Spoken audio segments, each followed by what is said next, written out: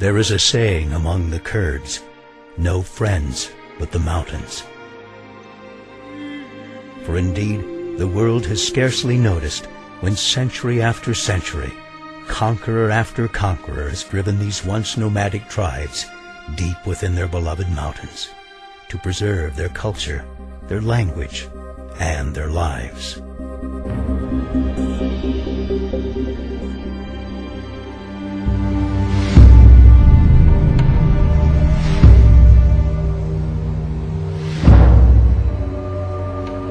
Hidden in the shadows of history, resistance against repression became the Kurdish way of life, until atrocities inflicted by a dictator named Saddam Hussein sent shockwaves throughout the world, causing people of every nation to ask, who are the Kurds?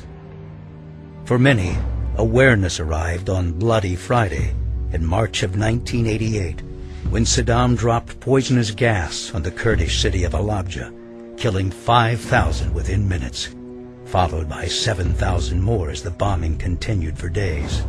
Halabja was not Saddam's only chemical attack against Iraq's Kurds. It was simply the worst, captured in all its horrific detail, making it a symbol of the atrocities committed by Saddam Hussein. Saddam's tried to wipe the Kurdish people from the face of the earth. The people in Kurdistan, they are so happy because of the liberation and because now they can live in peace and free. To trace the history of the Kurds, one must begin at the beginning. For it was here, in the land some believe was once the Garden of Eden, that this resilient ancient people first left their mark upon the world. Nourished by the headwaters of the Tigris and Euphrates rivers, archaeologists believe it was within this cradle of civilization that Kurdish ancestors first pioneered agriculture, animal husbandry, weaving, metalwork, and the making of pottery. For visitors, a trip through the land of the Kurds is a trip through biblical history. The great prophets Nahum, Jonah, Habakkuk, and Daniel are all buried within the vast borders of what came to be known as Kurdistan.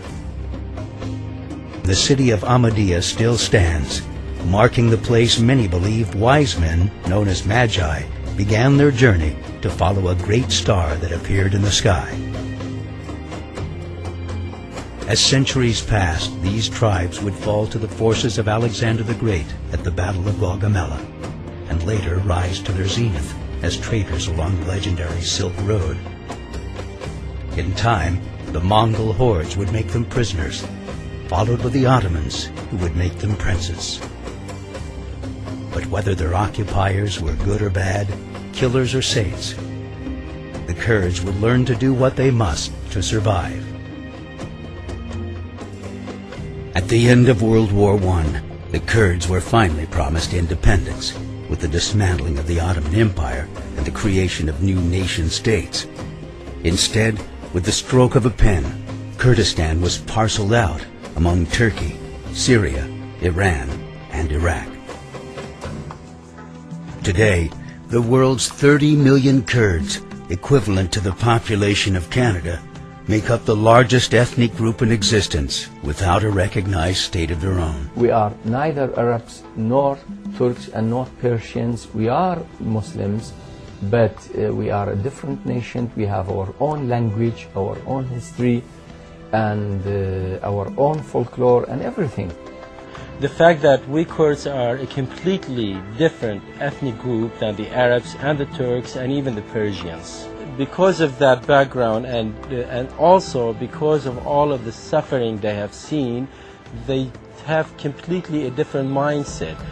At the time when the central Iraqi regime, before the toppling of Saddam Hussein, was busy with creating weapons of mass destruction, we were busy planting trees and creating new classes at our universities and opening new departments and building centers of education for our children and for our youth. We are trying to build a nation. We are trying to improve the scientific standards of our community. We are trying to spread democracy. We are trying to teach the people how to respect each other and accept the rights of children and women in general.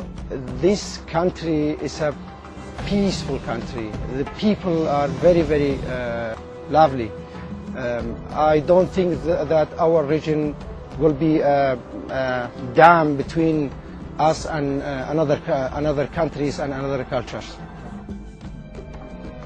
The Kurds are an ancient people who've lived their entire lives at the crossroads of the world, accustomed to living with people of many different religions. Today, as in the days of old, you'll find in the hearts of the Kurdish people ethnic and religious tolerance. Today, for instance, in Kurdistan, you see churches beside mosques in the Kurdish cities.